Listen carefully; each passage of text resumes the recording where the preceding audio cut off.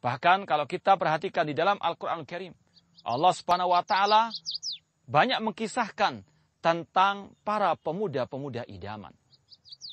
Yang dari kisah-kisah tersebut diharapkan bagi para pemuda untuk mengikuti jejak mereka.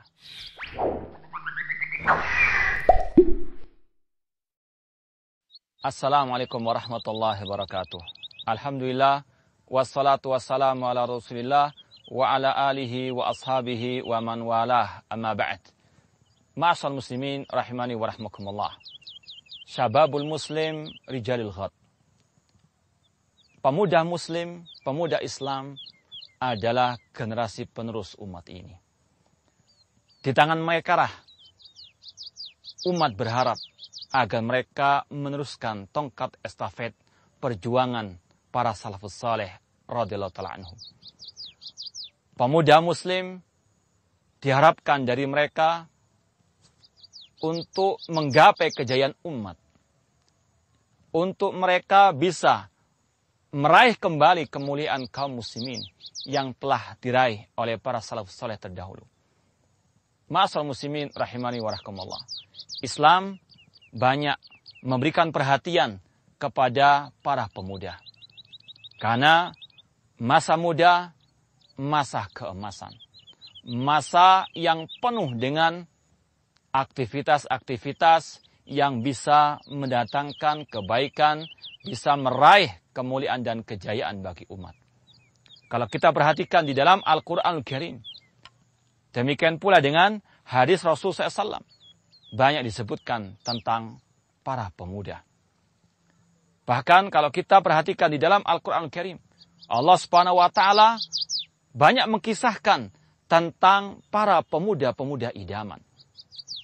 Yang dari kisah-kisah tersebut diharapkan bagi para pemuda untuk mengikuti jejak mereka. Di antaranya ma'asal muslimin rahimani wa rahmakumullah.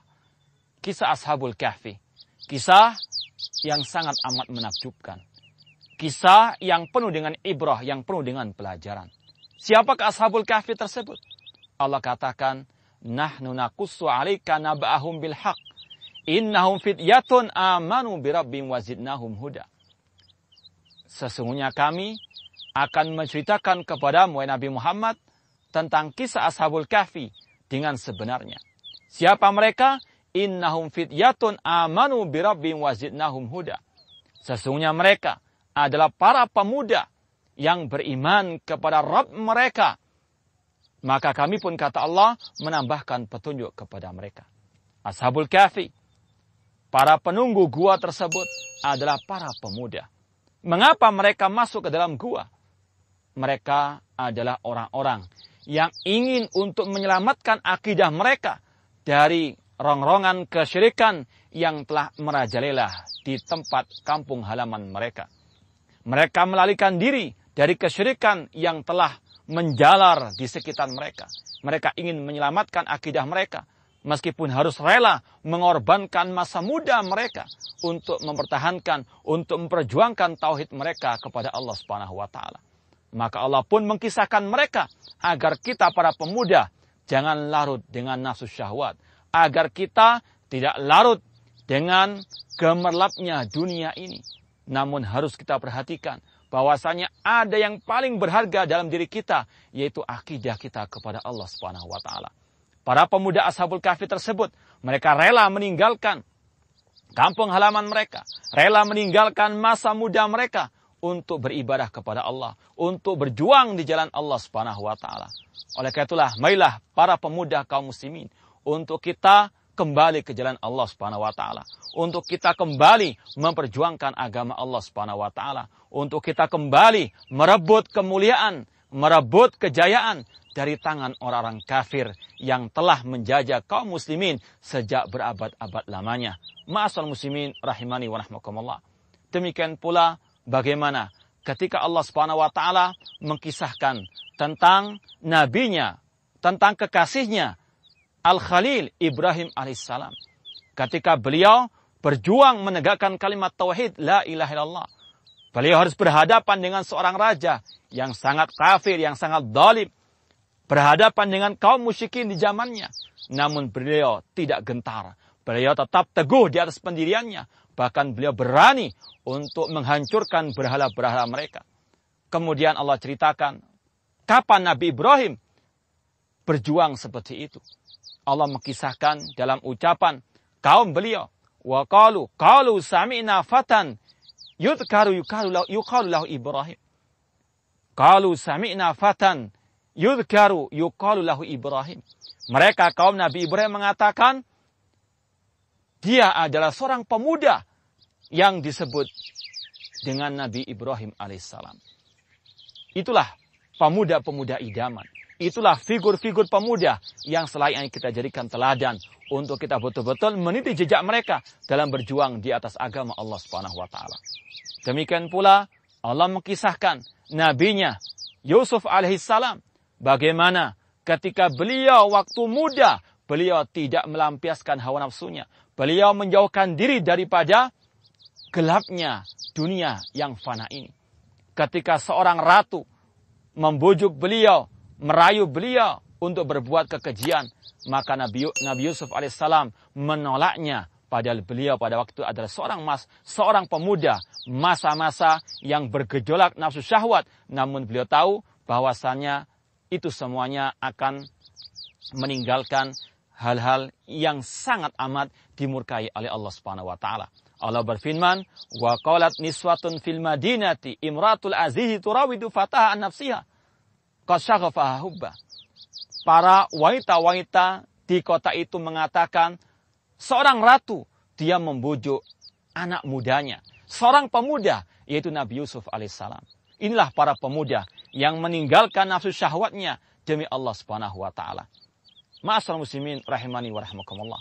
Itu figur-figur idaman yang selayaknya untuk kita teladani, yang telah Allah kisahkan dalam Al-Quran. Yang kisah mereka Allah abadikan sebagai bentuk pemuliaan Allah kepada para pemuda tersebut. Kalau kita mau menjadi manusia yang mulia, maka wajib untuk kita mengikuti jejak mereka, berpegang teguh dengan agama Allah, berjuang di atas agama Allah Subhanahu wa taala.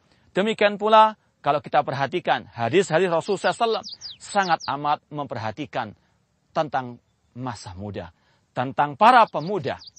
Rasulullah SAW bersabda, "Sab'atun yudhilluhumullah fi dhilli yauma la dhilla illa dhilluh." Ada 7 golongan manusia yang akan Allah naungi di suatu hari yang tidak ada naungan kecuali hari tersebut. Di antaranya syabun nasya fi taatillah, seorang pemuda yang taat, yang tumbuh di atas ketaatan kepada Allah Subhanahu wa taala. Ma'asyiral muslimin, wahai para pemuda, tidakkah kita ingin untuk mendapatkan perlindungan dari Allah? Tidakkah kita ingin mendapatkan naungan Allah di hari yang tidak naungan pada waktu itu, yaitu di padang mahsyar, di hari yang sangat amat mengerikan?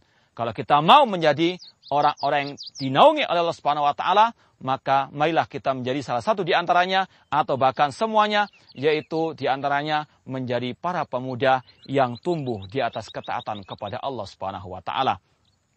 Rasulullah SAW pun telah bersabda, "La tazulu qadama inni Adam min indi rabbih hatta yus'al an arba'in."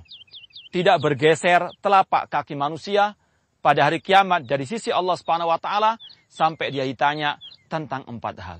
Di antaranya kata Rasulullah SAW, an umrihi fima afna, tentang usianya, untuk apa dia gunakan usianya. Wa an syababi fima abla, dan tentang masa mudanya, untuk apa dia sia-siakan.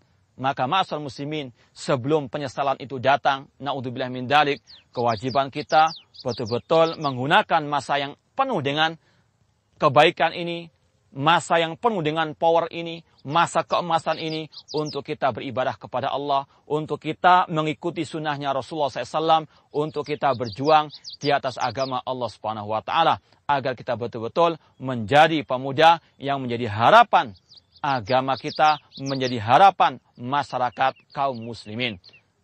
Seorang sahabat Rasulullah SAW pernah bersabda, atau seorang sahabat Rasulullah SAW yang bernama Abdullah bin Mas'ud radhiyallahu anhu pernah berkata, "Kunna naghzu ma'an Nabi SAW wa nahnu syabab."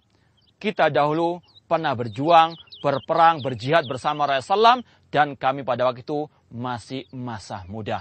Maka sekali lagi ma'asyiral muslimin, ikutilah jejak mereka, para pemuda-pemuda idaman, untuk kita beribadah kepada Allah, mentauhidkan Allah, untuk kita berjuang di jalan Allah Subhanahu wa taala, menggapai kemuliaan, kejayaan di dunia maupun di akhirat. Semoga Allah Subhanahu wa taala menjadikan kita para pemuda-pemuda yang bermanfaat bagi agama, masyarakat, dan negara kita. Aqul qouli hadza wa akhiru da'wana anil hamdulillahi rabbil alamin. Wassalamualaikum warahmatullahi wabarakatuh.